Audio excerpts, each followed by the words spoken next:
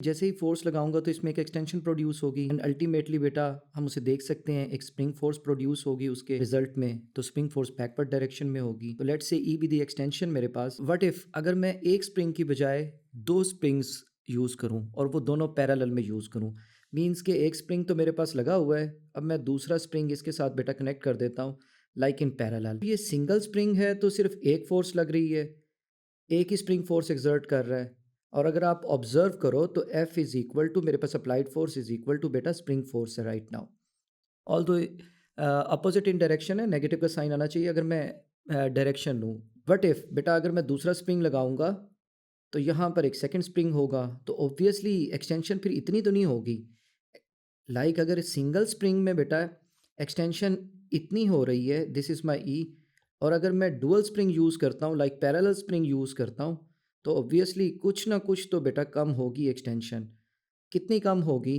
Common sense है बेटा, अगर स्प्रिंग एक जैसी स्ट्रेंथ के होंगे तो उनमें जो है एक्सटेंशन जो है हाफ हो जानी चाहिए। बिकॉज पहले एफ एस है, अगर आप एफ एस को ट्वाइस कर रहे हो तो एक्सटेंशन क्या हो जाएगी? हाफ हो जाएगी प्रीवियस से।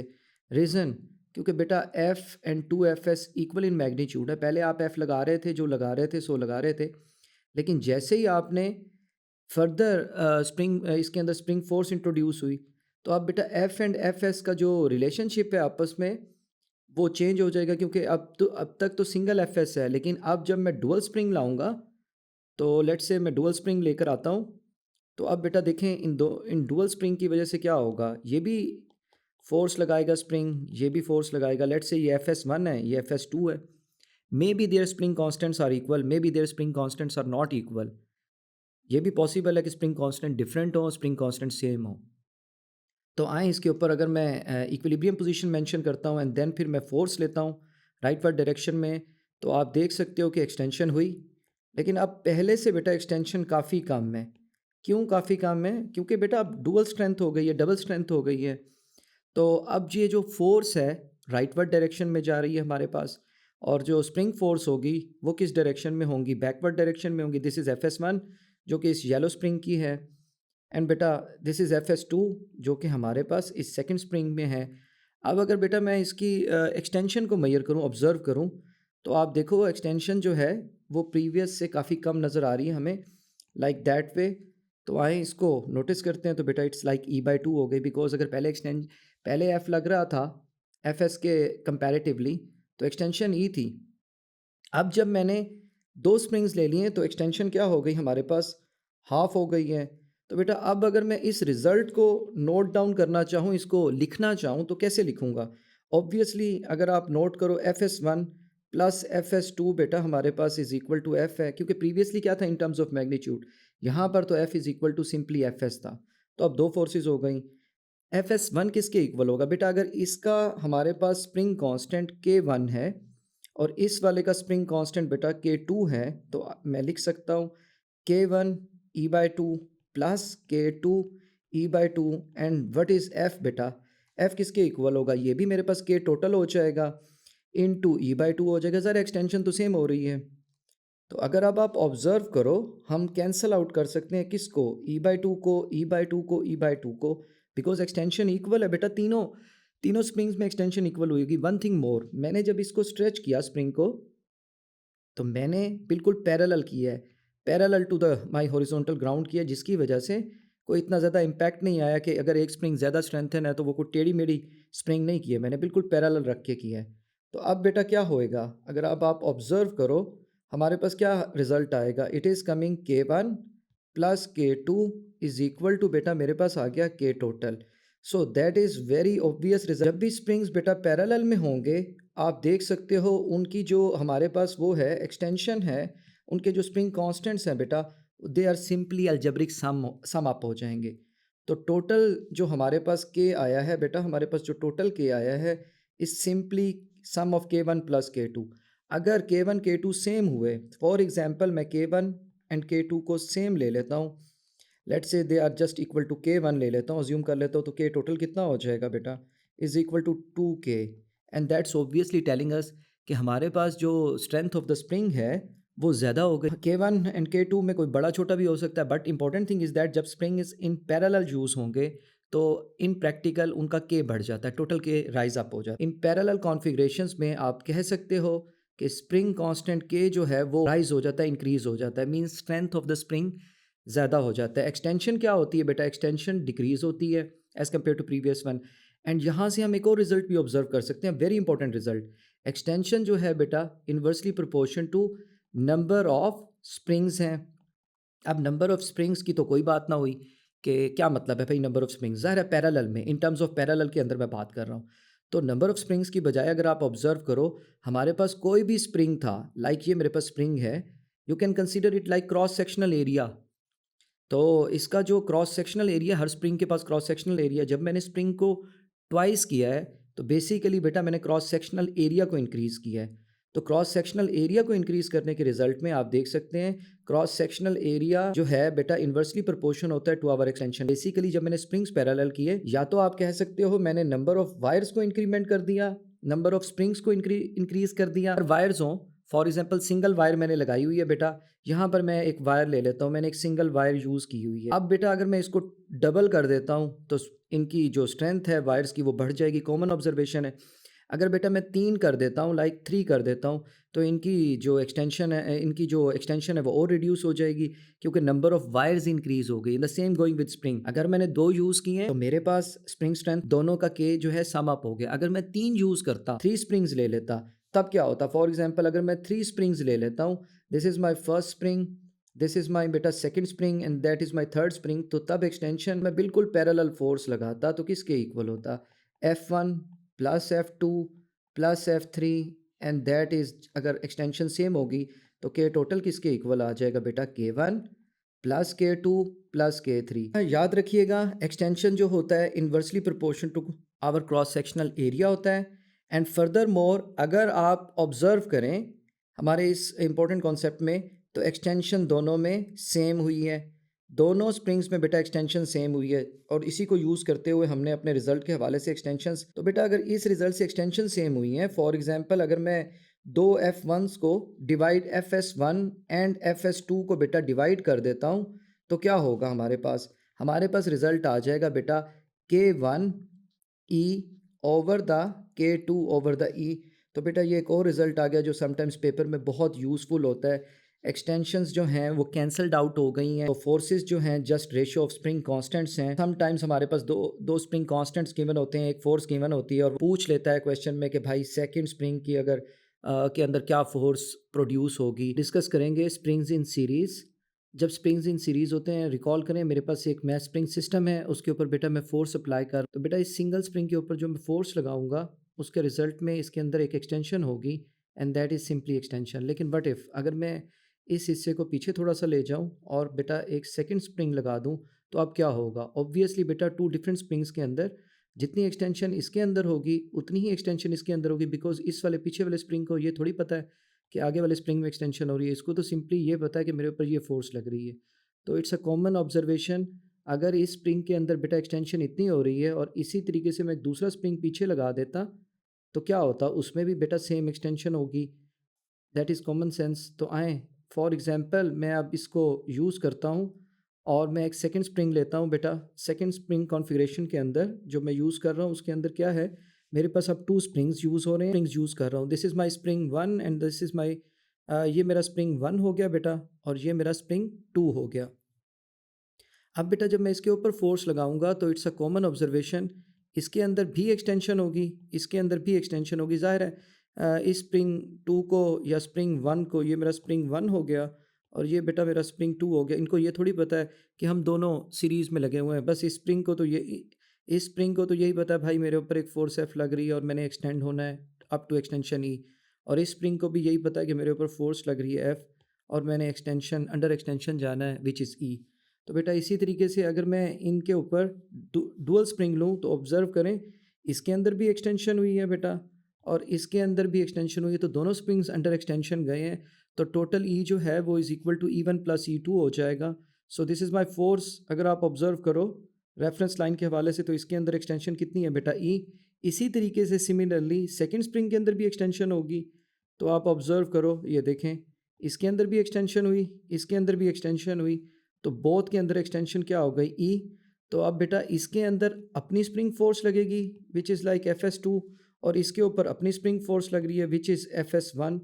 तो अब ये Fs1 हो, Fs2 हो या F हो, ऑल आर इक्वल फोर्सेस हैं।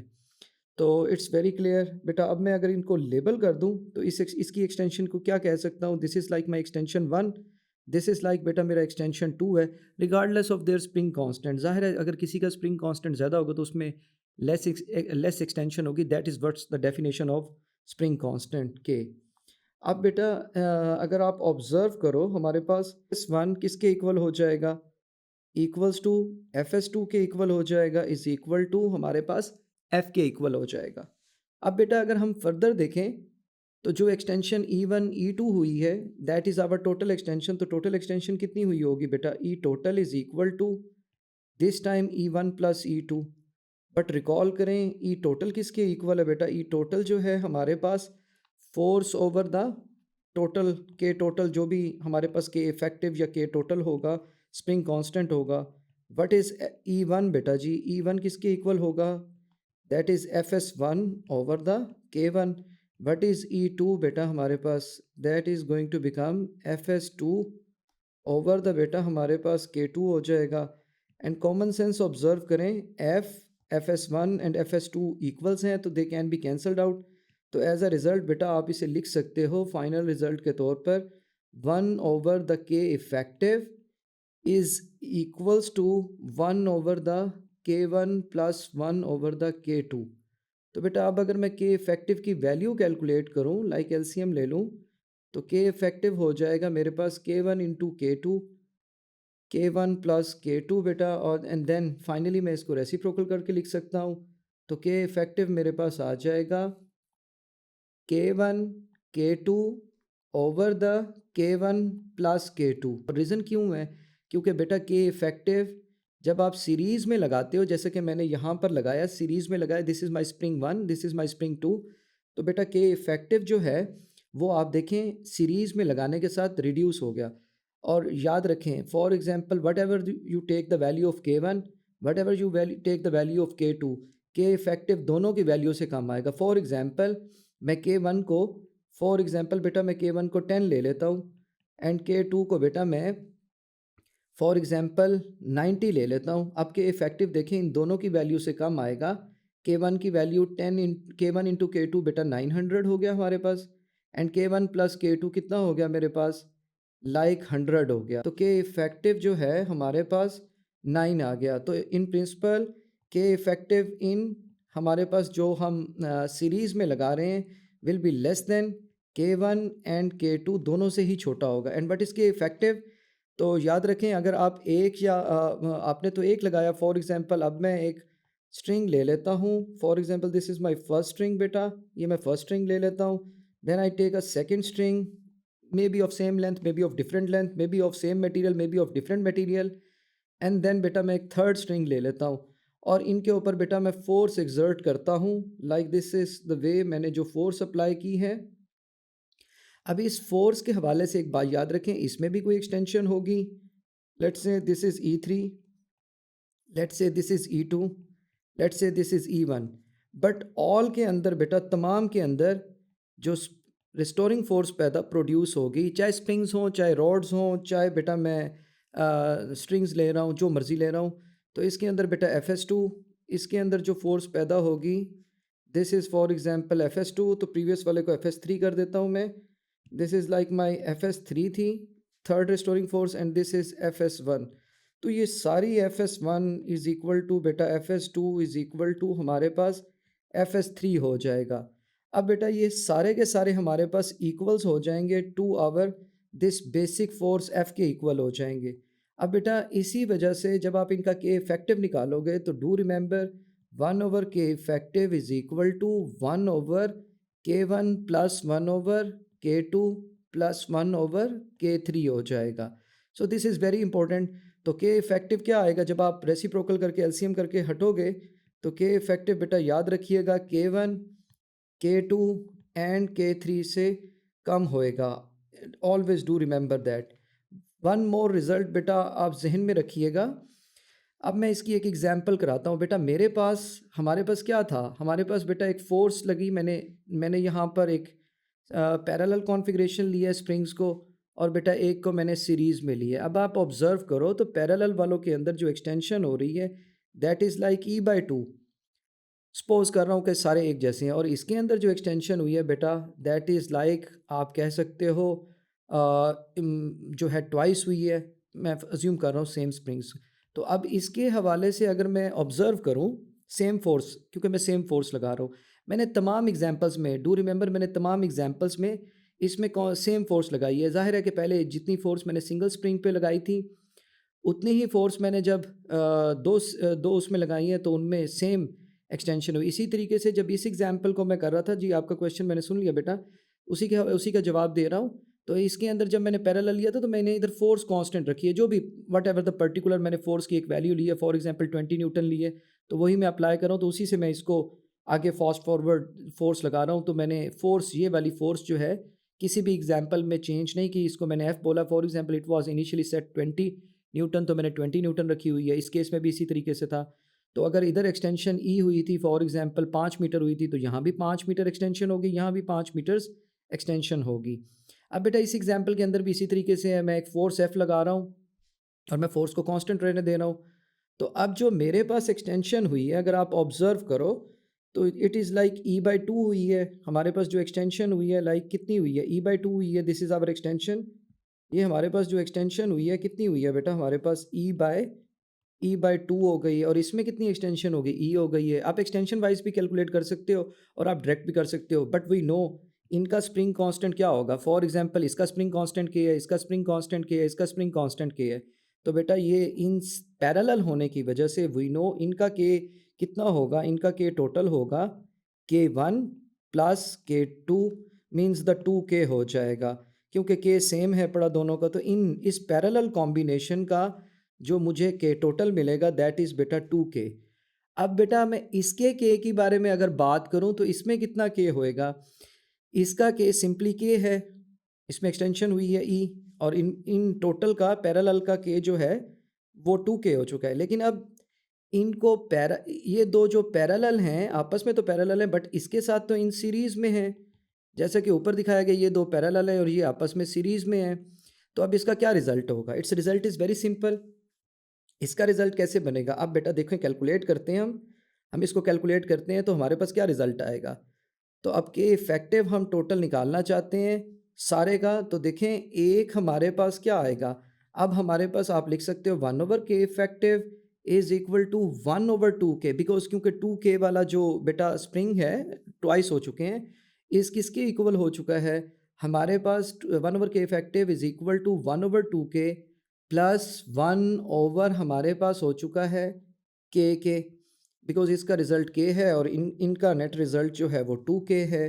तो अब जब आप इसका एलसीएम लोगे तो it is going to become 2K। आपके पास ऊपर आ जाएगा बेटा सिंपली जो है 1 आ जाएगा और इधर 2 आ जाएगा।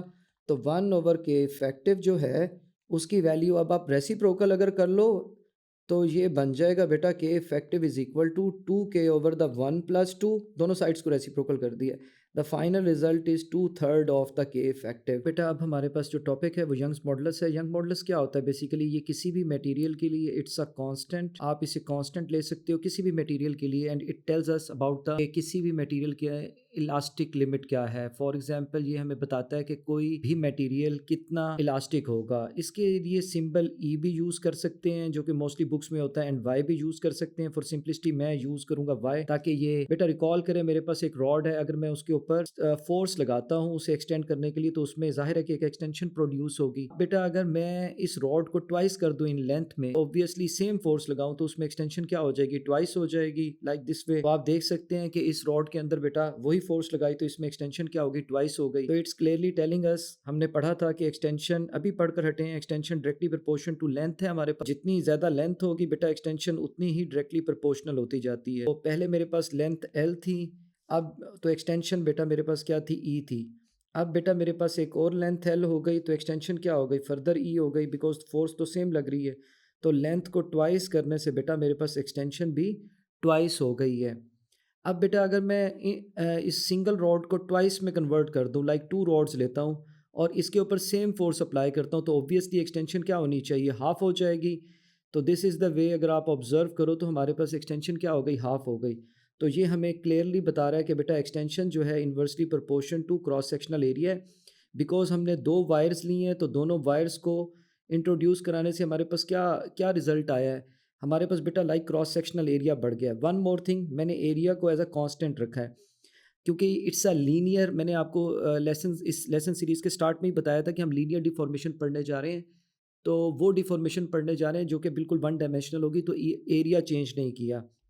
तो एरिया को बेटा मैंने एज अ कांस्टेंट लिया है। अब बेटा फर्दर यंग मॉडुलस को मैंने क्या बोला है? यंग मॉडुलस का सिंबल वाई बोला है and I mentioned it, it's a constant for a given material. किसी भी गिवन मटेरियल के लिए it will be constant. Next बेटा, ये जितनी भी हम डिफॉर्मेशन ऑफ सॉलिड्स पढ़ रहे हैं, हम इसको एक न्यू टर्म में भी पढ़ सकते हैं। That is in terms of, हम किस में पढ़ सकते हैं? इन टर्म्स ऑफ बेटा हम स्ट्रेस एंड स्ट्रेन में भी पढ़ सकते हैं। What is stress and what is strain? आप सोच रहे होंगे मैंने एक्सप्लेन नहीं किया, मैं अभी एक्सप्लेन कर देता हूँ इसको। देखिए बेटा, हमारे पास जो स्ट्रेस होता है उसको हम एक्सप्लेन करना चाहते हैं। स्ट्रेस, इसके यूनिट्स लाइक प्रेशर के ही हैं, लेकिन अगर आप स्ट्रेस देखो तो स्ट्रेस बेसिकली हमारे पास बेटा प्रोपोर्शनल टू एक्सटर्नल फोर्स होता है। लाइक ये जो एक्सटर्नल फोर्स है, अगर आप किसी ऑब्जेक्ट के ऊपर एक्सटर्नल फोर्स लगाते हो, जितनी लार्ज लगाओगे वो ऑब्जेक्ट अंडर स्ट्रेस जाएगा और स्ट्रेस फील होगा। लिक्विड्स में हम प्रेशर बोलते हैं, लेकिन सॉलिड्स में हम इसे स्ट्रेस बोलते हैं। तो बेटा एरिया आपने केप्ट कांस्टेंट रखा है, चूंकि हमने एरिया को केप्ट कांस्टेंट रखा हुआ है, तो बेटा इस स्ट्रेस जो है, एरिया कांस्टेंट होने की वजह से आई कैन राइट दिस स्ट्रेस का सिंबल।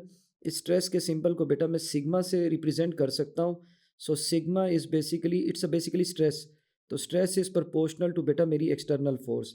अब बेटा अगर मैं इस एक्सटर्नल फोर्स के हवाले से बात करूँ, स्ट्रेस के हवाले से बात करूँ, तो जब मैं कांस्टेंट ऑफ प्रोपोर्शनैलिटी यूज़ करूँगा तो it is like F external over the area हो जाएगा, but provided that area is constant as I mentioned earlier. और आपको डायग्राम में भी नज़र आ रहा है कि मैंने एरिया को कांस्टेंट रखा हुआ है। तो बेटा ये हमारे पास जो स्ट्रेस है बेसिकली, ये किसी भी ऑब्जेक्ट के ऊपर external force acting on an object, external force acting on an object पर यूनिट एरिया हो जाता है हमारे पास। अब बेटा फर्दर हमने देखा है कि एक्सटेंशन जो है हमारे पास, अगर मैं इसको रिजल्ट वन कह दूं बेटा, तो एक्सटेंशन जो है बेटा वो मेरे पास किसके प्रोपोर्शनल है? प्रोपोर्शनल टू लेंथ है हमारे पास। जितनी ज़्यादा लेंथ होगी बेटा एक्सटेंशन उतनी ज़्यादा हो जाती है। एंड बेटा हमने इस डायग्राम से देखा कि extension inversely proportional to area है। अगर आप ऑब्ज़र्व करो तो बेटा तीसरा हमारे पास एक रिज़ल्ट है, अगर आप रिकॉल करो तो एक्सटेंशन जो है हमारे पास डायरेक्टली प्रोपोर्शन टू फोर्स है फ्रॉम द हुक्स लॉ। अगर आप लार्ज फोर्स लगाओगे तो लार्ज एक्सटेंशन होगी, स्मॉल फोर्स लगाओगे तो स्मॉल एक्सटेंशन होगी। तो बेटा अगर मैं इन रिज़ल्ट्स को गेट टुगेदर करूं, लिखने की कोशिश करूं, तो मैं लिख सकता हूं एक्सटेंशन हमारे पास डायरेक्टली प्रोपोर्शन है टू आवर लेंथ, एंड बेटा हमारे पास inversely proportion to our area, and बेटा directly proportion to our force. तो मैंने इन तीन रिजल्ट्स को ऑल टुगेदर इकट्ठा लिख दिया। अब बेटा अगर आप एक ऑब्ज़र्व करें इस रिजल्ट्स में, तो मैं इसको लिख सकता हूँ E over the L, and that is proportional to my force पर यूनिट एरिया। बेटा ये जो ई ओवर एल है बेसिकली ये क्या है? इट्स लाइक रेशो है कितनी एक्सटेंशन हुई फ्रॉम द एक्चुअल लेंथ में से, कितनी एक्सटेंशन हुई फ्रॉम आवर एक्चुअल लेंथ में से बेटा। तो it is telling us E over the L, and that is बेटा क्वांटिटी नोन एज, हम इसे कौन सी क्वांटिटी बोलते हैं? इस क्वांटिटी को हम बोलते हैं स्ट्रेन। और बेटा strain is like percentage Maihar है, ये परसेंटेज मैयर कर रहा है कि कितनी डिफॉर्मेशन हुई है। It's a measure of the degree of deformation. आप इसको लिख सकते हो मैयर है हमारी डिग्री ऑफ डिफॉर्मेशन, या मैयर है डिफॉर्मेशन की, कि कितनी डिफॉर्मेशन हो रहा है। अगर स्ट्रेन किसी ऑब्जेक्ट में लार्जर है तो हम उसे कह सकते हैं कि लार्ज डिफॉर्मेशन हुई है, जाहिर है कि एक्सटेंशन लार्ज हुई है। तो बेटा स्ट्रेन का सिंबल जो है इट्स लाइक दैट, इस तरीके से होता है, और इसको मैं लिख सकता हूँ ई ओवर एल। तो ये क्या है? ये मैयर है हमारे पास बेसिकली ऑफ डिफॉर्मेशन का। तो बेटा अगर मैं इस इक्वेशन को यूज़ करूँ ई ओवर एल को extension over the actual length को विच इज़ माई स्ट्रेन, तो इस रिज़ल्ट को बेटा मैं अब लिख सकता हूँ strain is proportional to stress. Obviously तो मैं इस रिज़ल्ट को लिख सकता हूँ, ये सेम है लाइक स्ट्रेन जो है प्रोपोर्शनल टू माई स्ट्रेस है, और यहाँ पर भी मैंने यही रिज़ल्ट लिखा है, strain is proportional to my stress, क्योंकि रिकॉल करें ये क्या है मेरे पास, ये बेटा मेरे पास स्ट्रेन है, और बेटा ये रिकॉल करें तो ये क्या है मेरे पास, लाइक स्ट्रेस है।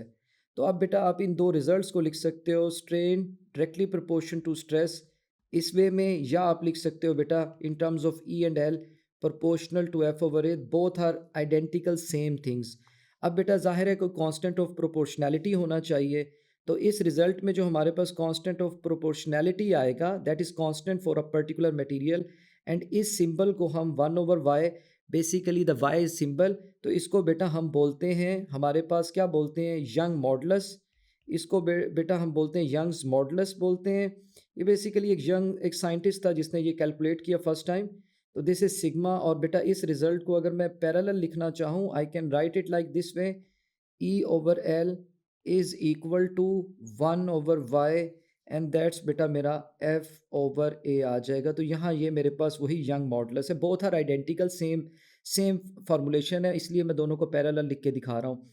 अब बेटा अगर आप इसको यूँ देखें तो आप इसे लिख सकते हैं, अगर आप इस रिज़ल्ट को लिखना चाहें तो Y Young modulus is basically ratio of stress over the strain, तो आप इसको लिख सकते हो स्ट्रेस ओवर अ स्ट्रेन, इसको आप स्ट्रेस ओवर स्ट्रेन लिख सकते हैं। और इस रिज़ल्ट को अगर आप लिखना चाहें बेटा तो इसे लिख सकते हैं Y is equal to F L over the A E.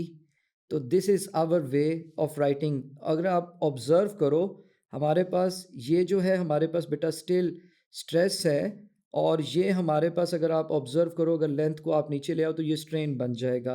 But I am saying अगर आप इसको ऑब्ज़र्व करें, इसको दोबारा ऑब्ज़र्व करें आप, तो इसको आप लिख सकते हैं बेटा लाइक द फोर्स पर unit area over the extension over the length. तो बेसिकली ये सेम वही हमारे पास स्ट्रेस ओवर स्ट्रेन हो गया। तो यंग मॉडुलस बेसिकली क्या होता है बेटा, it is obviously young modulus जो है हमारे पास किसी भी मटेरियल के अंदर, ये हमें उसकी इलास्टिक लिमिट के बारे में बताता है, जैसे कि मैंने शुरू में बताया। तो यंग मॉडुलस जो है बेटा बेसिकली वन थिंग इंपॉर्टेंट, एक तो ये कांस्टेंट होता है, it is not variable for a particular material, it's a constant. मैंने जैसे कांस्टेंट ऑफ प्रोपोर्शनैलिटी में इसको यूज़ किया। सेकंड थिंग बेटा ये जो है ये क्या मेजर करता है हमारे पास, ये मेजर करता है रेजिस्टेंस बोल दें आप, ये मेजर करता है रेजिस्टेंस, रेजिस्टेंस और ऑपोजिशन, जो मर्जी आप इसे बोलें, रेजिस्टेंस और opposition offered by a solid, या ऑफ अ सॉलिड आप कह सकते हो, to a change in its length. तो ये चेंज इन इट्स लेंथ के अकॉर्डिंग जो ये ऑपोजिशन होती है वो ऑफ़र करता है। अब बेटा इसको अगर आप एग्जांपल से समझना चाहो, फॉर एग्जांपल अगर आप इसको टेक्निकली एग्जांपल से समझना चाहो, तो मैं इसको इसके रिगार्डिंग एक एग्जांपल दे देता हूँ, तो उससे आपको ये पॉइंट समझ आ जाएगा। अगर आप यंग मॉडुलस ऑफ स्टील देखें, स्टील का यंग मॉडुलस बेटा 20 × 10⁻10 न्यूटन पर मीटर स्क्वायर है। ज़ाहिर है इसके यूनिट्स यही बनते हैं, न्यूटन पर मीटर स्क्वायर। तो अब बेटा अगर इसके कंपैरेटिवली आप इसको अपने एल्यूमिनियम को देखें, तो एल्यूमिनियम का जो हमारे पास यंग मॉडुलस है that is going to become equals to 7 × 10⁻10 newton per metre square, which is obviously telling us कि वाई स्टील जो है बेटा वो मच लार्जर है वाई एल्यूमिनियम से। इट मीन्स अगर आप सेम फोर्स अप्लाई करो दोनों के ऊपर, सेम फोर्स अप्लाई करो, सेम फोर्स अप्लाई करो, तो एक्सटेंशन इन बेटा हमारे पास जो स्टील है वो मच लेस होगी as compare to extension in aluminium के अंदर, एंड दैट इज़ वाई अगर किसी मटेरियल का होता कांस्टेंट है, अगर वाई रिलेटिव कॉन्सेप्ट है, अगर आप किसी और मटेरियल से कंपेयर करें, अगर वाई किसी मटेरियल का बहुत हाई है तो बेटा इट्स वेरी डिफ़िकल्ट, उसकी डिफ़िकल्ट टू स्ट्रेच जो है, डिफ़िकल्ट टू स्ट्रेच जो है उसके अंदर अगर आप बोलें डिफ़िकल्ट टू स्ट्रेच वो भी बहुत ज़्यादा हो जाएगा, डिफ़िकल्टी ऑफ स्ट्रेचिंग। तो दैट इज़ उसका जो इलास्टिक बिहेवियर है, क्योंकि इलास्टिक बिहेवियर क्या होता है, difficult to stretch and easily return back to its original shape. तो इलास्टिक बिहेवियर जो है बेटा वो भी हमारे पास बहुत लार्ज हो जाता है। तो इस वजह से हमारे पास इलास्टिक लिमिट ऑफ अगर आप इन टर्म्स ऑफ इलास्टिक लिमिट समझना चाहें, इलास्टिक लिमिट के हवाले से समझना चाहें, तो इलास्टिक लिमिट ऑफ स्टील जो है बेटा मच लार्जर देन होगी elastic limit of elastic limit of हमारे पास एल्यूमिनियम के हवाले से हमारे पास मच लार्जर होगी। फर्दर मोर बेटा अभी आपने स्ट्रेस को देखा, स्ट्रेन को देखा, तो डू रिमेंबर, रिकॉल रहे, स्ट्रेस जो है बेसिकली फोर्स पर यूनिट एरिया है। स्ट्रेस के यूनिट्स के हैं Newton per metre square, and strain के बेटा यूनिट लेस है because it's just a ratio है हमारे पास, एक्सटेंशन ओवर लेंथ, तो it's a unit less quantity. तो ये मैयर करता है degree of deformation, measures degree of या वैल्यू ऑफ डिफॉर्मेशन देख लें आप, लार्जर द स्ट्रेन तो लार्जर डिफॉर्मेशन हुई है। और बेटा ये बताता है, स्ट्रेस हमें ये बताता है कि कोई भी ऑब्जेक्ट डायरेक्टली अंडर जो है लार्ज एक्सटर्नल फोर्स के लार्ज स्ट्रेस फेस करेगा, तो उसके चांसेस यही हैं कि अगर आप किसी ऑब्जेक्ट पे लार्ज फोर्स लगाते हो तो मोर ब्रॉडर चांसेस हैं कि वो मोर स्ट्रेच होगा। फर्दर मोर बेटा इलास्टिक लिमिट जो है वो क्या होती है, आई टोल्ड यू गाइस कि इलास्टिक लिमिट जो है हमारे पास मैक्सिमम मैक्सिमम हमारे पास इलास्टिक लिमिट जो है बेटा हमारे पास मैक्सिमम स्ट्रेस होता है जो कि एक ऑब्जेक्ट जो है बेयर कर सकता है और return back to its original shape आ जाता है, जिसको हम ग्राफ पर इलास्टिक लिमिट बोलते हैं। अगर इन टर्म्स ऑफ स्ट्रेस और स्ट्रेन की बात करें तो उसको बेटा हम यील्ड स्ट्रेंथ बोलते हैं, उसको हम यील्ड स्ट्रेंथ भी बोलते हैं। यूजुअली ए लेवल्स के सिलेबस में ये वर्ड्स यूज़ नहीं होते yield strength, but I am just telling you people for general knowledge. तो अब बेटा हम अगर हम वही ग्राफ जो हमने उसके हवाले से देखा था, उसके फोर्स एंड एक्सटेंशन के हवाले से हमने देखा था, अगर वही ग्राफ हम दोबारा देखें तो हम स्ट्रेस एंड स्ट्रेन के हवाले से भी देख सकते हैं। लाइक अगर आप रिकॉल करो, फर्स्ट इस ग्राफ के ऊपर आए, ये फोर्स था, ये बेटा मेरे पास एक्सटेंशन था। अगर आप रिकॉल करो तो हम इसको limit of proportionality, A point को हम लिमिट ऑफ प्रोपोर्शनैलिटी बोलते थे और ये वो रीजन था जहाँ ये हुक्स लॉ ओबे करता था। बी बेटा वो पॉइंट था जहाँ इलास्टिक लिमिट था, जहाँ से ये return back to its original shape आ जाया करता था ऑब्जेक्ट और परमानेंट डिफॉर्मेशन नहीं होती थी, that was elastic limit. And elastic limit is the maximum stress from which a material substance या कोई भी सब्सटेंस या कोई भी material will recover to an initial length, initial position पे जहाँ से रिकवर हो जाता है, that is our elastic limit. तो बेटा एंड सी वो पॉइंट था जिसको हम यूटीएफ बोलते थे, ultimate tensile force before breaking, और उसके बाद इवन फोर्स की वैल्यू कम हो जाती थी हमारे पास, लेकिन फिर ऑब्जेक्ट थोड़ी सी फोर्स और लगाएं, इवन लेस लगाएं देन मैक्सिमम फोर्स, तो ऑब्जेक्ट ब्रेकिंग की तरफ चले जाते थे। तो सेम बेटा अगर आज हम इस ग्राफ को स्ट्रेस के हवाले से लें, this is stress newton per metre square and this is strain, तो बेटा यंग मॉडुलस आप ऑब्जर्व करें, जिस तरह इस ग्राफ के अंदर हमारे पास ग्रेडियंट के हवाले से क्या था, इस ग्राफ का हमें ग्रेडियंट क्या देता था, इस ग्राफ का हमें ग्रेडियंट के देता था which was as a constant, delta F over delta X देता था, या आप एफ ओवर एक्स ले लें क्योंकि ये ऑब्वियसली ओरिजिन से ही स्टार्ट होते हैं। अब बेटा इसी तरीके से अगर मैं स्ट्रेस एंड स्ट्रेन का ग्राफ बनाऊं, that is just identical to our force and extension graph. तो बस डिफरेंस इतना है बेटा, अब ये हमें क्या देगा, इसका ग्रेडियंट अगर आप ऑब्जर्व करो तो इसका ग्रेडियंट बेटा हमें देगा young modulus, because stress over the strain, and जिस तरीके से के कांस्टेंट था इसी तरीके से ये भी स्ट्रेस ओवर स्ट्रेन जो यंग मॉडुलस हमने कैलकुलेट किया है बेटा, ये भी हमारे पास एज अ कांस्टेंट ही है। तो आप अगर इसको इसका ग्रेडियंट लें तो stress over strain origin zero से शुरू हो रहा है, ज़ाहिर है अगर जीरो स्ट्रेस है तो जीरो स्ट्रेन होगा, अगर स्ट्रेन ही जीरो है तो ऑब्जेक्ट अंडर स्ट्रेस ही नहीं है, तो दोनों ग्राफ जीरो से शुरू होते हैं, तो पॉइंट वाइज वैल्यू भी आप ले सकते हैं which will be equivalent to gradient. अब बेटा अगर मैं फर्दर इस बी को डिफाइन करूं तो बी मेरे पास क्या हो जाएगा बेटा, ये बी मेरे पास इस जगह हो जाएगा यील्ड स्ट्रेंथ बोलते हैं हम इसको। और बेटा अगर मैं इस सी को सी के बारे में पूछूं तो इट इज़ बेटा अल्टीमेट टेंसाइल स्ट्रेस हम इसको बोलते हैं, ultimate tensile stress, the maximum stress which an object can bear before breaking की तरफ जाने से पहले पहले। तो बेटा अगर उससे ज़्यादा आप इसको वो करोगे तो इसको बेटा हम बोल देते हैं, लाइक ब्रेकिंग उधर बोला था, इधर हम इसको फ्रैक्चर या ब्रेकिंग बोल सकते हैं, तो यहाँ पर फ्रैक्चर शुरू हो जाता है। डू रिमेंबर हमारे पास हम इस हवाले से इसको इसको जब देखते हैं तो हमें अंदाज़ा होता है कि किस तरीके से हम इसको बोलते हैं। तो बेटा इस रीजन को हमने याद करें लिमिट ऑफ प्रोपोर्शनैलिटी बोला था, इस वाले लिमिट इस वाले को इसको हमने इलास्टिक बोला था, इसको हमने प्लास्टिक बोला था, इसको हमने ब्रेकिंग बोला था। तो same way we can say it's our limit of proportionality का वे है, जहाँ पर ये हुक्स लॉ ए तक वो पॉइंट है जहाँ तक ये हुक्स लॉ, ये वो एक्सटेंशन है जहाँ तक ये हुक्स लॉ ओबे करता है। बी बेटा यील्ड स्ट्रेंथ है in terms of stress and strain, और या फिर इधर इलास्टिक लिमिट है जहाँ पर मैक्सिमम स्ट्रेस या मैक्सिमम फोर्स एक ऑब्जेक्ट बेयर कर सकता है and will return back to this extension. तो फॉर एग्जांपल ये E1 एंड ये E2 है, this is our E1 and this is E2। तो E2 वो एक्सटेंशन है जहाँ तक object maximum easily return back to its original position हो जाएगा, एंड E3 वो है बेटा द अल्टीमेट टेंसाइल स्ट्रेस, वो मैक्सिमम स्ट्रेस है बिफोर ब्रेकिंग, ये वो मैक्सिमम स्ट्रेस जो है बेयर कर सकता है। तो इट इज़ बेसिकली आप इसे लिख सकते हो सिग्मा मैक्स। सिग्मा मैक्स क्या है बेसिकली, आप इसको कहते हैं अल्टीमेट टेंसाइल स्ट्रेस, यूटीएस बोलते हैं।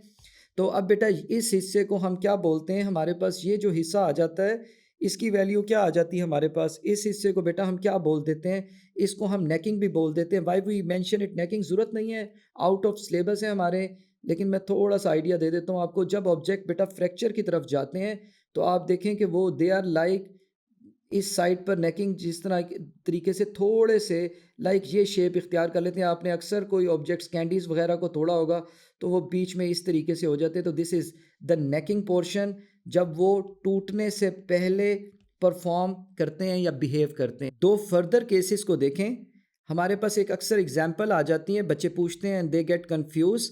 हमारे पास बेटा ये बड़ी सिंपल एग्जाम्पल है, हमारे पास एक वायर है जो कि इलास्टिक है और दूसरी वायर है जो कि नॉन इलास्टिक है। दोनों के ऊपर वेट लगाया है बेटा। इलास्टिक वायर की जो एग्जांपल है, this is our elastic wire and this is बेटा आवर नॉन इलास्टिक वायर। अब इलास्टिक और नॉन इलास्टिक में क्या, इलास्टिक वो है बेटा जिसमें एक्सटेंशन हो रही है, नॉन इलास्टिक वो है जो नॉन स्ट्रेचेबल है।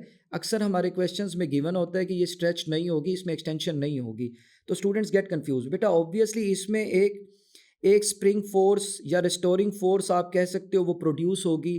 This is the restoring force के लिए एफ एस लिख रहा हूँ। तो बेटा इसकी इक्वेशन क्या हो जाएगी, F S plus tension is equal to हमारे पास एम जी हो जाएगा। और नॉन इलास्टिक वाले की बेटा हमारे पास क्या हो जाएगी, नॉन इलास्टिक वाले का बिहेवियर हो जाएगा हमारे पास, नॉन इलास्टिक वाले में ओनली टेंशन होगी is equal to our M G. तो बेटा इस केस में केस सिनेरियो इज सिंपल, जो आप अक्सर देखते हैं, अक्सर मैकेनिक्स के क्वेश्चन या डिफरेंट जगहों पर आपको दिया जाता है tension is equal to M G. और बेटा जब आप इसकी बात करते हैं तो ये बहुत सिंपल है हमारे पास, ये हमें बताता है कि स्प्रिंग फोर्स जो कि नेट फोर्स है is equal to M G minus tension. So अगर आपको एक्सटेंशन की वैल्यू पता है तो आप इस स्ट्रिंग की जो भी स्ट्रेंथ जो भी आपके पास कांस्टेंट के आप उसे कैलकुलेट कर सकते हो, क्योंकि एफ एस किसके इक्वल है, के ई के इक्वल है M G minus T.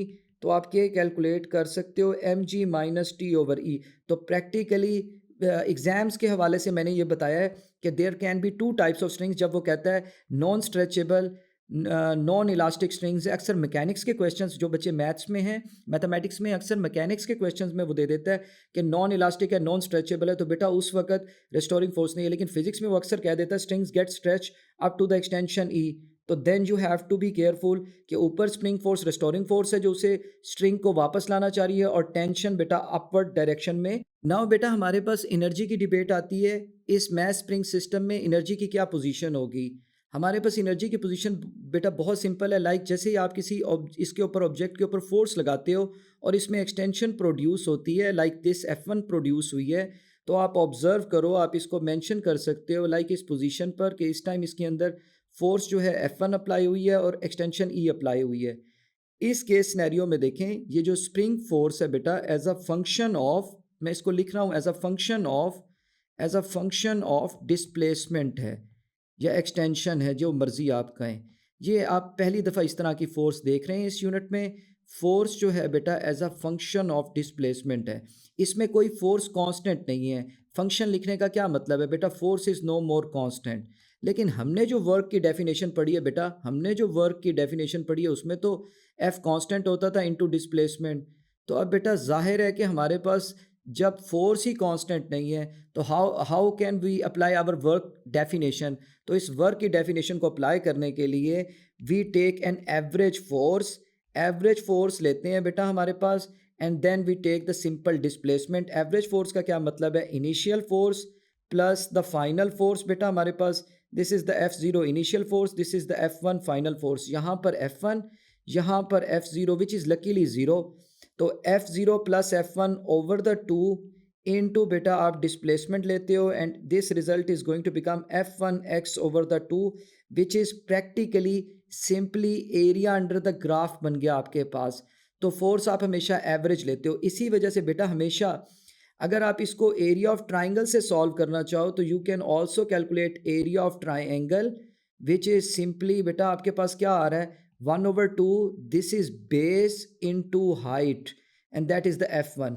F1 की वैल्यू क्या होगी बेटा मेरे पास, अगर आप ऑब्जर्व करो तो F1 की वैल्यू होगी मेरे पास K times the E and X की वैल्यू क्या है बेटा हमारे पास, X की वैल्यू भी E है, तो मैं X की वैल्यू भी E पुट कर सकता हूँ। तो ये बेटा मेरे पास रिजल्ट हो जाएगा KE² and that is the work done on the mass spring system by the F1। तो यही रिजल्ट बेटा स्टोर होगा as an elastic potential energy, elastic potential energy, elastic potential energy of our mass spring, potential energy of our mass spring system की। One more thing बेटा, अगर मैं इसको release कर दूँ इस पोजीशन पे तो इस टाइम इसके अंदर जो एनर्जी स्टोर्ड होगी that will be this ½ K E²/2। इसको कैलकुलेट करने के लिए हमने दो वेज देखे हैं, हमारे पास दो वेज हैं बेटा। हमने एक area under the graph approach apply की है, this is our second approach and the first approach हमारे पास क्या है, हमने एक एवरेज फोर्स की वैल्यू ली है। तो डू रिमेंबर इस एवरेज फोर्स के कॉन्सेप्ट की वजह से आप याद रखिएगा, प्लीज़ बी केयरफुल, आप ये एरिया बिल्कुल कैलकुलेट नहीं कर सकते। आपको अक्सर वो ग्राफ उल्टा दे देता है, फोर्स हॉरिजॉन्टल एक्सिस पे दे देता है बेटा और एक्सटेंशन जो है वो वर्टिकल एक्सिस पे दे देता है लाइक दैट वे। तो बच्चों ने हमेशा देखा होता है ग्राफ लाइक दैट वे के एरिया अंडर द ग्राफ, तो बच्चे ये एरिया कैलकुलेट करके आ जाते हैं। तो इट इज़ अ बेटा बेसिकली रॉन्ग कॉन्सेप्ट है, इट विल बी रॉन्ग। हमेशा बेटा एरिया जो आप लोगे वो एक्स एक्सिस एक्सटेंशन के साथ लोगे, बिकॉज आप फोर्स की वैल्यू एवरेज ले रहे हो एंड फोर्स की वैल्यू एवरेज लेने की वजह say that is like your perpendicular और ये आपके पास एज एन बेस एक्ट कर रहा है। तो हमेशा बेटा आप फोर्स की वैल्यू एवरेज लेंगे। अब बेटा जब आपने इस ऑब्जेक्ट को खींचा और आप इसे इस पोजीशन पर लेकर आए, इस एक्सटेंशन आपने इसके अंदर एक्सटेंशन प्रोड्यूस की, तो डू रिमेंबर आपने इसके अंदर इलास्टिक पोटेंशियल एनर्जी को स्टोर किया है। जैसे ही आप इसे रिलीज़ करोगे तो ये काइनेटिक एनर्जी एक्वायर करेगा और इसकी काइनेटिक एनर्जी क्या होगी, ½ mv² होगी। ये वेलोसिटी भी बेटा कांस्टेंट नहीं होगी, जैसे कि इसके ऊपर लगने वाली रिस्टोरिंग फोर्स कांस्टेंट नहीं है, इस वजह से बेटा वेलोसिटी भी कांस्टेंट नहीं होगी। नाइदर बेटा आप इसे कह सकते हो नोर आप कह सकते हो कि वेलोसिटी यूनिफॉर्म भी नहीं होगी। इसलिए बेटा हम इसके ऊपर इक्वेशंस ऑफ मोशंस को अप्लाई नहीं कर सकते, हम इक्वेशंस ऑफ मोशंस को इसके ऊपर अप्लाई नहीं कर सकते। No more equations of motion, be careful.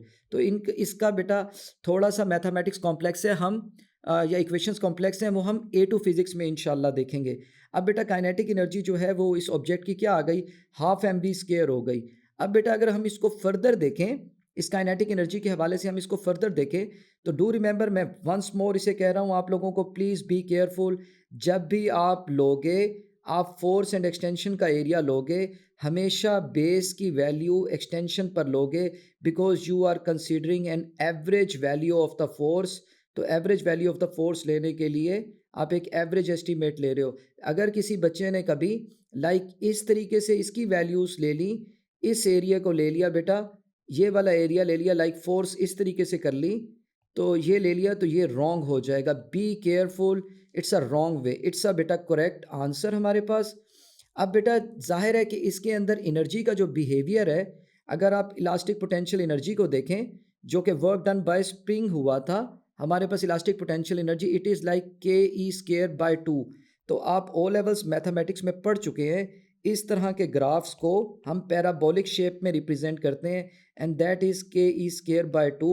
अगर आप इसका एनर्जी ऑसिलेशन पैटर्न देखें, this is energy axis and this is बेटा हमारे पास डिस्प्लेसमेंट एक्सिस है, this is our energy axis. तो अगर आप इसका पैटर्न देखो ग्राफ का, तो it is like going like that वे।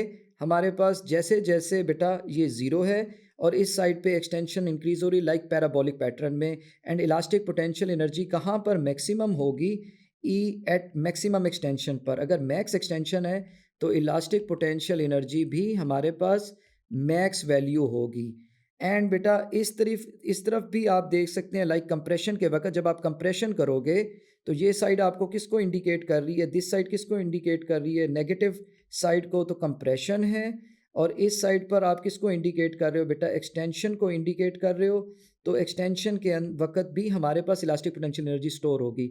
तो जब भी आप किसी स्प्रिंग को कंप्रेस करें अप टू मैक्सिमम पोजीशन या बेटा उसको बहुत ज़्यादा स्ट्रेच करें, एक्सटेंशन और स्ट्रेच, तो तब हमारे पास बेटा उसके अंदर जो इलास्टिक पोटेंशियल एनर्जी प्रोड्यूस होती है वो एट एक्सट्रीम पोजीशन पर मैक्सिमम होगी और एट मीन पोजीशन या इक्विलिब्रियम पोजीशन पर ईपीई की वैल्यू जो है बेटा that is going to become 0 joule. बेटा नेक्स्ट केस मेरे पास बहुत सिंपल है। मेरे पास ऑलरेडी ऑब्जेक्ट एक एक्सटेंशन E1 एक्वायर कर चुका है और अब मैं उसके ऊपर फर्दर फोर्स लगाता हूँ F2 एंड ऑब्जेक्ट बेटा फर्दर एक्सटेंशन अचीव कर गया E2 from the equilibrium position. What is going to happen?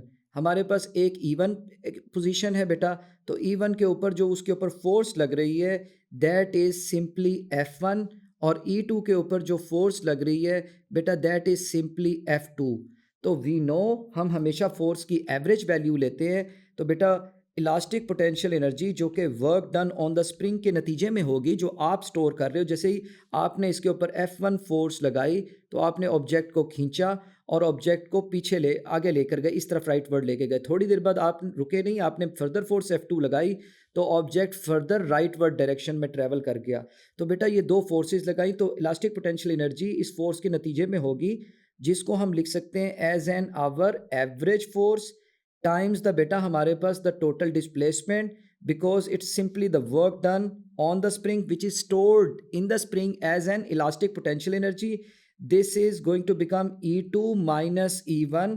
अब बेटा एवरेज फोर्स को अगर आप देखो, आप एवरेज फोर्स को लिख सकते हो F1 plus F2 over the 2 into बेटा E2 माइनस E1। अब इंटरेस्टिंग थिंग F1 जीरो नहीं है बल्कि F1 की कोई पर्टिकुलर वैल्यू है हमारे पास लाइक F2 की जिस तरीके से वैल्यू F2 की वैल्यू क्या होगी K एक्सटेंशन 2, F1 की वैल्यू क्या होगी K इंटू एक्सटेंशन 1 बिकॉज इसका स्प्रिंग कांस्टेंट मैंने K अज्यूम की है।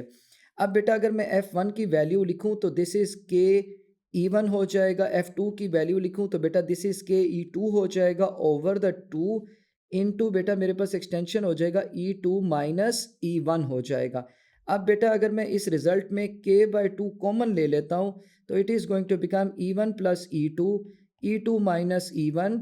Recall from your O levels algebra A plus B into A minus B is going to become A square minus B square. तो इसी base पे बेटा हम इस रिजल्ट को लिख सकते हैं K/2 into E2 square minus E1 square and that is going to become elastic potential energy which is a very important concept है बेटा हमारे पास। ये हमारे पास इलास्टिक पोटेंशियल एनर्जी किसको इंडिकेट कर रही है? The change of elastic potential energy को इंडिकेट कर रही है from one position to other position.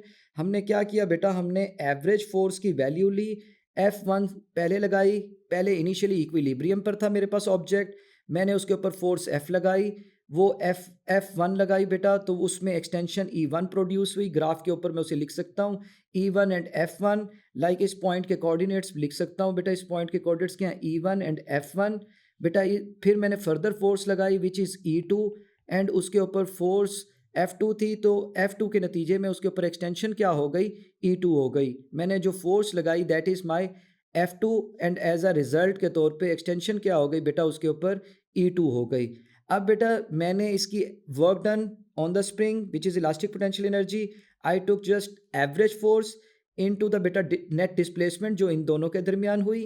तो ये क्या रिजल्ट आया मेरे पास? E2 minus E1। F average क्या हो जाएगा? F1 initial force plus final force, this is my initial force, initial force बेटा this is my final force and this is बेटा मेरी एक्सटेंशन का डिफरेंस है। F1 क्या हो जाएगा? KE1 हो जाएगा। F2 क्या हो जाएगा? KE2 हो जाएगा ओवर 2। K/2 आप कॉमन ले सकते हो, E1 plus E2 into E2 minus E1 ये हो जाएगा E2 square minus E1 square हो जाएगा बेटा हमारे पास, and that is going to become K/2 हो जाएगा, which is the change in elastic potential energy. बेटा बी केयरफुल, कभी भी आपने एक्सटेंशन चेंज इन एनर्जी के अंदर E2 माइनस E1 का होल स्केयर नहीं करना।